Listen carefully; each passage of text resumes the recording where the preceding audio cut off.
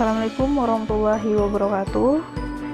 Perkenalkan, nama Ibu Linta Wardah. Ibu adalah guru BK SMA Negeri 4 Sumatera Barat. Nah, pada kesempatan kali ini Ibu akan memberikan materi tentang bagaimana menggali potensi diri. Berbagai macam potensi diri inilah yang akan membantu kita untuk memiliki kemampuan yang baik dalam berbagai hal, termasuk dalam menghadapi berbagai masalah dan kendala yang akan kita temui dalam hidup. Begitu pentingnya mengetahui potensi diri yang maksimal di dalam hidup ini, agar semua bisa berjalan dengan lebih mudah dan menyenangkan. Ketika seseorang tidak bisa menemukan potensi dirinya, maka besar kemungkinan orang tersebut hanya melakukan pencapaian yang itu-itu saja. Orang tersebut tidak akan berkembang dengan cara maksimal. Hal inilah yang menjadi alasan kenapa sangat penting menggali potensi diri dan mengembangkan diri kita. Apa yang harus kita lakukan untuk mengembangkan potensi diri? Yang pertama, kenali diri sendiri. Coba, untuk mengenali diri sendiri, kita bikin daftar pertanyaan. Silahkan bikin di catatan harian kamu sendiri ya. Yang pertama, pertanyaannya, apa yang membuat kamu bahagia? Ayo pikirkan, kira-kira apa yang membuat saya bahagia? Apakah jalan-jalan? Apakah juara satu akan membuat saya bahagia? Atau yang lainnya? Silahkan tulis di catatan harian kamu. Yang kedua, apa yang saya inginkan dalam hidup? Apa kira-kira yang kamu inginkan dalam hidup ini? Apakah keinginan kamu ingin juara satu di kelas?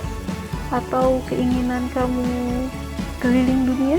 Atau membahagiakan orang tua? Silahkan tulis di catatan harian kamu sendiri. Yang ketiga, apa kelebihan dan kekuatan diri? Apa kira-kira kelebihan saya? Ternyata saya adalah atlet yang hebat. Silahkan tulis. Itu adalah bentuk kelebihan diri kamu sendiri. Yang keempat, apa kelemahan kamu? Apa kira-kira kelemahan sendiri? Apakah saya orangnya sangat pemalu dan tidak percaya diri? Saya sangat malu tampil di depan umum. Itu contoh ya. Silahkan tulis apa kira-kira kelemahan kamu. Tulis beberapa pertanyaan itu, renungi atau tempel di dinding kamar kamu, baca setiap hari. Jadikan itu motivasi dalam diri. Nah, apalagi yang harus dilakukan? Yang kedua, tentukan tujuan hidup. Apa tujuan hidup kamu yang sebenarnya? Ayo kira-kira apa tujuan hidup kamu yang sebenarnya? Kalau tujuan hidup kamu, misalnya tujuan hidup saya untuk membahagiakan orang tua saya, silahkan. Yang ketiga, kenali motivasi hidup. Setiap manusia tentu punya motivasi dalam dirinya. Setiap manusia punya motivasi tersendiri dalam hidupnya. Jadi setiap orang tidak memiliki motivasi yang sama ya. Motivasinya beda-beda. Apa motivasi kamu? Silahkan pikirkan. Yang keempat, hilangkan negative thinking. Emang ini sepertinya gampang diucapkan ya, walaupun sulit dilakukan. Tapi coba pelan-pelan. Hilangkan pikiran-pikiran negatif dalam diri kita. Karena pikiran negatif itu yang akan menghambat tujuan hidup kita. Apa contohnya? Ketika kamu ingin maju, ketika kamu percaya diri untuk menjawab pertanyaan guru, lalu pikiran negatif kamu menghalangi. Ketika tiba-tiba pikiran negatif kamu berpikir, tidak usah maju, nanti kalau salah saya akan ditertawakan teman. Ayo, coba hilangkan, pelan-pelan hilangkan pikiran negatif, sehingga tidak akan menghambat perkembangan kamu. Yang kelima, ini yang paling penting ya, jangan menyerah dengan hambatan yang ada. Ayo, setiap manusia pasti memiliki masalah, tapi setiap manusia beda-beda dalam menanggapi masalahnya tersebut. Nah, kamu mau pilih yang mana? Gimana cara menghadapi masalah kamu? Apakah menyerah atau tetap maju? Ayo, kalau ingin maju, kalau ingin tetap menggali potensi diri, ayo hilangkan kata-kata menyerah. Tidak ada kata menyerah dalam hidup kamu. Nah, Ibu harap dengan sedikit materi pendek yang Ibu berikan ini dapat menambah motivasi diri dan menggali potensi diri. Ya, kemudian sedikit tugas yang Ibu berikan, nanti Ibu akan berikan beberapa pertanyaan dalam bentuk file, silahkan isi, kirim dalam grupnya masing-masing. Ya, terima kasih. Assalamualaikum warahmatullahi wabarakatuh.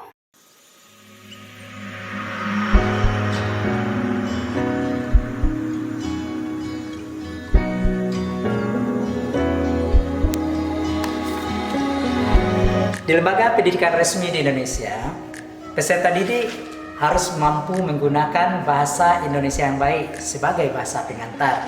Begitu juga dengan tenaga pendidiknya. Nah, Anda sebagai peserta didik yang baru di SMA Negeri 4 Sumbar, nanti setelah Anda belajar harus menggunakan bahasa Indonesia yang lebih baik. Bagaimana menggunakan bahasa Indonesia yang baik atau mengucapkan kalimat dengan menggunakan bahasa Indonesia yang resmi? Langsung saja kita minta kepada pakarnya, guru bahasa Indonesia di SMA Negeri 4 Sumbar, yaitu Ibu Monika. Kepada Ibu Monik, kita persilahkan.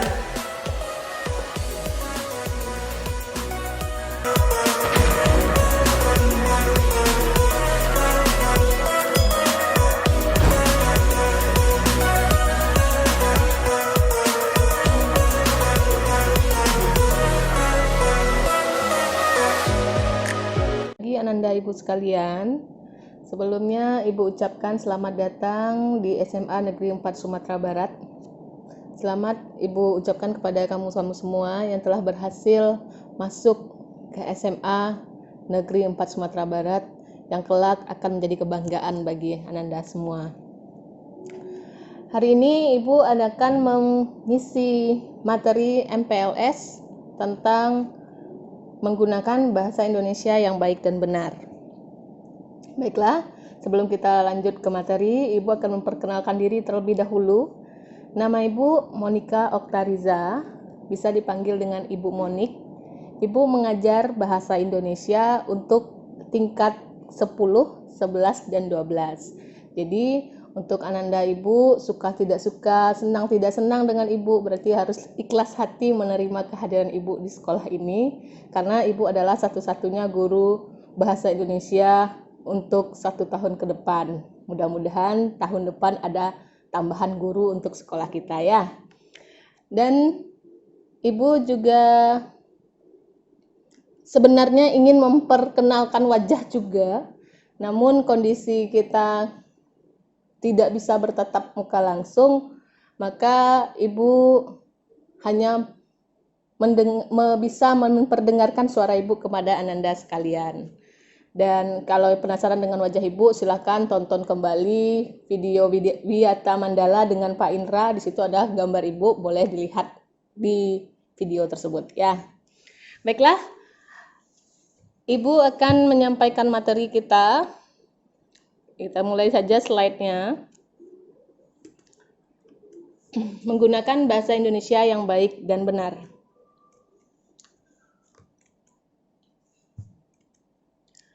Bahasa yang baik. Ibu yakin semua kita adalah orang-orang yang mampu berbahasa baik, bertutur kata baik, baik kepada orang yang lebih tua, lebih muda, ataupun yang sama besar atau seusia dengan kita. Sekarang kita lihat apa itu bahasa yang baik. Bahasa Indonesia yang baik adalah bahasa yang digunakan sesuai dengan norma kemasyarakatan yang berlaku. Misalnya, dalam situasi santai dan akrab. Situasi santai dan akrab ini berbeda ya. Situasi santai adalah situasi di mana kita tidak terikat dengan kaidah-kaidah bahasa, tapi tetap memperhatikan santun berbahasa. Lalu akrab. Akrab itu adalah untuk orang yang saling kenal dekat atau sudah lama kenal dan sudah mengetahui satu sama lainnya. Nah, hal ini bisa kita lihat dalam percakapan di warung kopi, pasar, tempat arisan, atau lapangan sepak bola, Nah, di sini hendaknya kita menggunakan bahasa Indonesia yang santai dan akrab dan tidak terlalu terikat oleh patokan. Kita harus menggunakan bahasa yang baik dan benar katanya. Kalau seandainya kamu di pasar, kamu bertanya kepada ibu di pasar itu menanyakan seperti ini, berapakah sayur ini seikat, Bu? Nah, adanya ibu itu akan melongo melihat kamu dengan bahasa yang baik dan benar itu. Tapi jika kamu menggunakan ragam yang santai, pasti strukturnya akan berbeda. Berapa, Bu, seikat? Nah, tidak memperhatikan struktur yang benar, tapi maksud kamu tetap sampai kepada ibu tersebut. Nah, itu bahasa yang baik. Selanjutnya, ada bahasa yang benar. Apa pula itu bahasa yang benar? Nah, bahasa Indonesia yang benar adalah bahasa Indonesia yang digunakan sesuai dengan aturan atau kaidah bahasa Indonesia baku. Kaidah bahasa itu meliputi kaidah ejaan, kaidah pembentukan kata, kaidah penyusunan paragraf, dan kaidah penataan penalaran. Di sini penulisan kita, tata tulis kita, tata kata kita itu diperhatikan. Itu dalam kaidah bahasa Indonesia baku. Nah, biasanya dalam penulisan karya tulis ilmiah, penyampaian karya ilmiah, penyampaian sifatnya resmi, itu biasanya kita menggunakan tata bahasa baku. Lanjut. Bahasa Indonesia yang baik dan benar adalah bahasa Indonesia yang digunakan sesuai dengan norma kemasyarakatan yang berlaku dan sesuai dengan kaidah-kaidah bahasa Indonesia. Dalam penggunaannya, bahasa tersebut merupakan alat komunikasi yang efektif dan sesuai dengan situasi dalam menyampaikan maksud kepada lawan bicara yang memiliki derajat keformalan yang berbeda.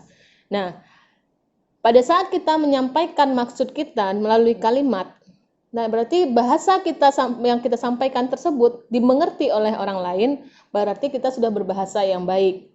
Benar apabila kita sesuai dengan kaidah bahasa Indonesia. Apabila maksud kita sudah tersampaikan, berarti bahasa kita sudah baik. Selanjutnya, lawan bicara kita yang kita perhatikan. Setiap lawan berbicara itu memiliki derajat keformalan yang berbeda. Kita lihat apa itu derajat keformalan. Ada 5 laras bahasa yang dapat digunakan sesuai situasi atau derajat keformalannya. Yang pertama, ragam beku atau frozen. Digunakan dalam situasi khidmat dan sangat sedikit memungkinkan keleluasaan seperti pada kitab suci, putusan pengadilan, dan upacara pernikahan. Nah, di sini tidak bisa diganggu-gugat. Itu sudah ada aturannya. Nah, itu ragam beku namanya. Selanjutnya yang kedua, ragam resmi atau formal. Digunakan dalam komunikasi resmi seperti pada pidato, rapat resmi, dan jurnal ilmiah. Nah, ketika kamu berpidato, kita akan menyampaikan dengan ragam bahasa resmi atau formal. Kita perhatikan siapa pendengar kita lihat apakah pendengar kita itu remaja seusianya kamu atau orang tua. Nah, itu berbeda cara penyampaiannya, atau anak-anak. Nah, tidak mungkin kepada anak-anak kita gunakan Anda. Pasti kita akan menggunakan adik-adik sapaannya. Kemudian dengan orang tua tidak mungkin kita gunakan Anda. Pasti kita gunakan Bapak atau Ibu. Kepada teman seusia juga seperti itu. Boleh kita gunakan Anda? Boleh. Boleh kita gunakan kamu? Boleh. Karena mereka seusia dengan kita yang menyampaikan pidato. Dalam rapat resmi pun begitu. Kita harus memperhatikan tutur kata kita. Siapa yang berbicara, siapa pendengar. Dalam jurnal ilmiah seperti itu juga. Lanjutnya, yang ketiga, ragam konsultatif atau digunakan dalam pembicaraan yang terpusat pada transaksi pertukaran informasi, seperti dalam percakapan di sekolah dan di pasar. Di sekolah, ketika kamu berbicara dengan guru, ketika guru menyampaikan informasi pembelajaran kepada kamu, itu disebut ragam konsultatif. Bahasa yang digunakan itu bahasanya sifatnya resmi, hanya saja mungkin kadangkala ada nama istilahnya campur kode ketika guru menyampaikan beberapa kalimat dalam bahasa Minang kepada bahasa daerah, misalnya bahasa Minang. Nah, itu campur kode namanya. Boleh. Tidak apa-apa. Dan itu sering terjadi di dalam kelas kita pun sering terjadi hal seperti itu. Ketika siswa tidak mengerti atau sulit memahami kalimat yang disampaikan guru, guru merasa mungkin sebaiknya saya menggunakan bahasa daerah. Itu salah satunya karena kita di Sumatera Barat menggunakan bahasa Minang. Bisa jadi itu mempermudah siswa memahami pembelajaran. Tidak apa-apa, tidak masalah. Tapi tidak seutuhnya menggunakan bahasa daerah tersebut. Begitu juga di pasar. Di pasar tidak semua orang yang berjualan di pasar itu menggunakan bahasa Indonesia. Pasti akan ada yang berbahasa Minang kalau kita di Sumatera Barat. Kalau kamu ke Jawa mungkin dia berbahasa Jawa. Tapi itulah gunanya bahasa Indonesia. Kadangkala ketika kita tidak mengerti, gunakanlah bahasa Indonesia. Tapi kalau kamu berada di dalam situasi pasar seperti ini dan pada umumnya kita satu daerah, mungkin akan lebih nyaman menggunakan bahasa daerah pada saat berkomunikasi dengan warga setempat. Apalagi di pasar. Kita lanjutkan. Yang keempat, ada ragam santai atau casual, digunakan dalam situasi atau suasana tidak resmi, dan dapat digunakan oleh orang yang belum tentu saling kenal dan akrab. Contoh, kalian ini baru kenal dengan teman-teman yang ada di SMA Negeri 4 Sumatera Barat. Ibu juga memperhatikan ya, chat-chat kalian di salah satunya ketika waktu pendaftaran, ada grupnya di Telegram. Nah, ini sedikit bercerita. Ada beberapa siswa yang mungkin memang betul-betul baru kenal, dan ada siswa yang merasa mereka sudah sangat akrab karena pernah bersama ketika waktu sekolah menengah pertama dulu. Nah, pada saat itu mungkin mereka tidak masalah menggunakan bahasa yang biasa mereka gunakan, tapi ketika mereka bertemu dengan teman yang baru, tidak mungkin menggunakan bahasa tersebut. Seperti yang disebutkan kemarin, mengatakan ada yang berkomentar, ngomongnya jangan seperti itu, kita baru kenal. Nah, itu adalah ragam santai atau casual. Selanjutnya yang kelima, ada ragam akrab atau intimate, digunakan di antara orang yang memiliki hubungan yang sangat akrab dan intim. Nah, itu yang dikatakan oleh teman kamu tadi yang sudah berkenalan dari SMP, tiba-tiba berkomunikasi dengan bahasa mereka saja. Nah, orang yang belum kenal dengan orang tersebut tidak mungkin menggunakan bahasa yang sama, karena dia akan memikirkan orang ini akan tersinggung atau tidak ketika saya menggunakan kata-kata atau kalimat tersebut. Itu yang disebut dengan ragam akrab atau intimate. Kita pikirkan apakah orang tersebut seakrab yang kamu bayangkan. Jika tidak, berarti kita belum bisa menggunakan ragam bahasa tersebut dengan orang itu. Baik, itu tentang ragam bahasa. Ragam bahasa berdasarkan derajat keformalannya ya. Nah, kita lanjutkan. Itu ada bahasa yang benar, adalah bahasa yang sesuai dengan kaidah baku, baik kaidah untuk bahasa tulis maupun bahasa lisan. Ciri-ciri ragam bahasa baku. Yang pertama, penggunaan kaidah tata bahasa normatif. Itu yang berlaku. Contoh, penerapan pola kalimat yang baku. Acara itu sedang kami ikuti. Itu pola kalimatnya benar, strukturnya benar. Tapi kalau kita sudah menggunakan acara itu kami sedang ikuti, strukturnya salah. Jadi itu yang disebut penerapan pola kalimat yang baku. Selanjutnya, penggunaan kata-kata baku. Contoh, cantik sekali. Itu betul. Tapi kalau kamu katakan cantik banget, itu salah. Walaupun itu bahasa Indonesia menurut kita, tapi tidak benar dalam kata bahasa baku. Lalu sering membenarkan, saya tidak punya duit, Bu. Duit itu adalah bentuk tidak baku dari uang. Yang benarnya adalah uang. Lalu sering kita menggunakan kalimat, gak gampang loh. Nah, gak gampang itu adalah bahasa tidak baku. Yang bakunya tidak mudah. Itu dia. Lalu yang ketiga, ada penggunaan ejaan resmi dalam ragam tulis. Nah, ejaan yang berlaku dalam bahasa Indonesia adalah ejaan yang disempurnakan atau EYD. Nah, sekarang namanya bukan EYD lagi, tapi PUEB atau Pedoman Umum Ejaan Bahasa Indonesia. Ketika kamu menulis, itu harus disesuaikan dengan PUEB. Di mana harus menggunakan huruf kapital, di mana harus menggunakan tanda koma, tanda titik, tanda tanya, tanda seru, ada semuanya di dalam PUEB tersebut. Yang keempat, penggunaan lafal baku dalam ragam lisan. Secara umum dapat dikatakan bahwa lafal baku adalah lafal yang bebas dari ciri-ciri lafal dialek setempat atau bahasa daerah. Nah, kebanyakan pelafalan inilah yang paling sering salah. Tidak hanya kalian, ibu pun sebagai guru bahasa Indonesia juga sering melakukan kesalahan dalam pelafalan. Karena apalagi kita adalah orang Minang itu paling banyak melakukan kesalahan dalam pelafalan huruf E. E ini ada dua jenis, E keras dan E lemah. Kebanyakan kita orang Minang sering menggunakan E-nya itu keras semua. Itu yang pelafalan berdasarkan dialek setempat atau bahasa daerah. Lalu kadangkala kita juga sering menggunakan kesalahan dalam penggunaan lafal huruf. Contoh, huruf V dan huruf F. Huruf V dan huruf F kebanyakan biasanya ibu-ibu yang paling sering melakukan kesalahan ini menyebut kata yang diawali dengan huruf F atau V itu dengan P. Contoh, vitamin. Ada yang mengatakan dengan vitamin. Fajar dengan pajar. Itu kesalahan. Atau penggunaan Z. Sering kita salah. Zaman atau zaman. Nah, kebanyakan kita menyebut zaman. Z itu bacanya zaman, bukan zaman. Atau namanya Zulkarnain, dibaca Julkarnain. Nah, itu adalah kesalahan penggunaan lafal baku dalam ragam bahasa lisan. Nah, itu harus diperhatikan.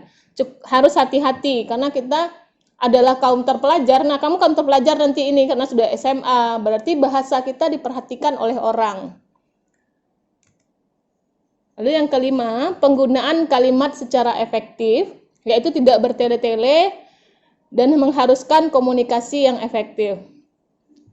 Dalam berbahasa yang benar itu, kalimat kita harus efektif.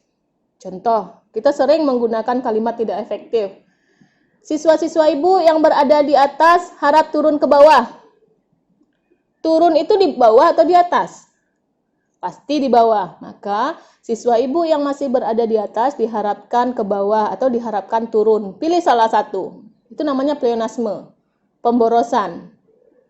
Lalu kita sering menggunakan kalimat yang tidak sesuai dengan logika kita. Contoh, rambutnya botak. Yang botak itu kepala atau rambut? Itu yang harus kita perhatikan. Jadi, setiap kalimat yang kita sampaikan harus efektif, logis. Logis artinya masuk akal. Tidak mengada-ada kalimatnya. Efektif berarti tidak bertele-tele. Nah, itu yang harus kita perhatikan dalam pembelajaran bahasa yang baik dan benar. Jadi, kalau dari segi penutur, kita harus perhatikan bagaimana cara bertutur kata yang baik dengan orang yang sama besar, dengan orang yang lebih tua dari kita, dengan orang yang lebih kecil dari kita.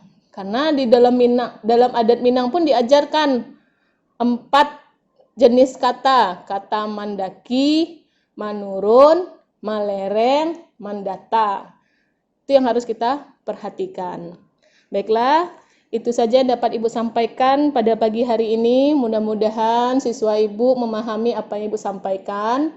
Setidaknya dari hal ini kita bisa belajar bahwa berbahasa itu menunjukkan bangsa. Etika kita akan terlihat dari cara kita bertutur kata. Orang akan tahu karakter kita dari cara kita berbahasa. Jadi tolong diperhatikan. Jaga sopan santun kita dalam berbahasa. Demikian saja, apabila ada kesalahan pada saat penyampaian atau ada yang tersinggung pada saat Ibu menyampaikan materi ini, Ibu mohon maaf. Ibu akhiri, wabillahi taufik wal hidayah. Wassalamualaikum warahmatullahi wabarakatuh.